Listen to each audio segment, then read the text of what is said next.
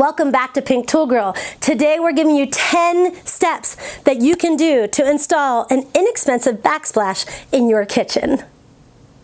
Your first step is to select the paneling that you want for your backsplash. It typically comes in 4x8 sheets, and there are so many different things that you can customize to your backsplash area.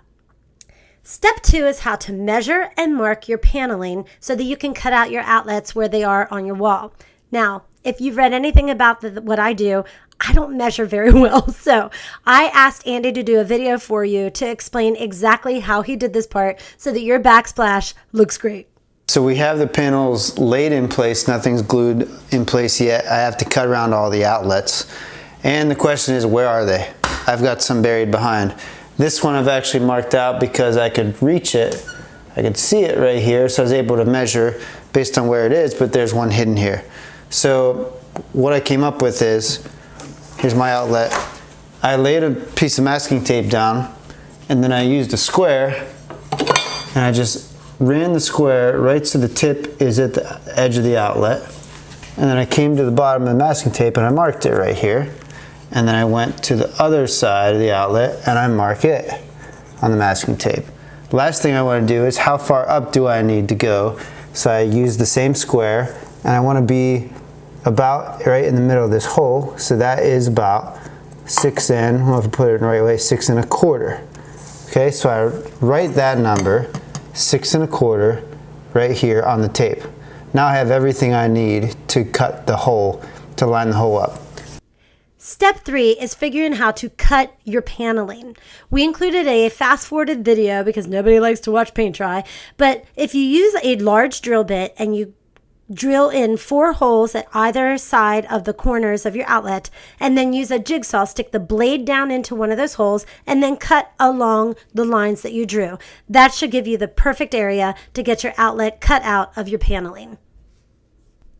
Step 4 is applying glue to the paneling. So you'll want to do about 1 inch in from the edge and do just a nice line around the exterior part of the paneling. Then in the inside of that line, we just did a zigzag pattern around the middle so that when you did press it against the wall, there was glue coverage the entire length of your paneling. Step 5 is applying the paneling to the wall. So flip over your paneling and push it against the wall. And we used white nails in order to go in the corners just to make sure that that glue had a little bit more support. You will want to remember to take the outlet cover and pull it out just a little bit so you can get that paneling behind where you're going to use the screws for your outlet cover.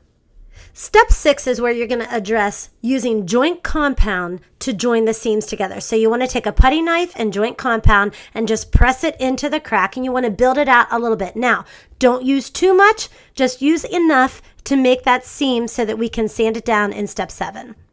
Step 7 is taking a piece of sandpaper and sanding down the joint compound so that it matches the contour of whatever paneling you chose to use.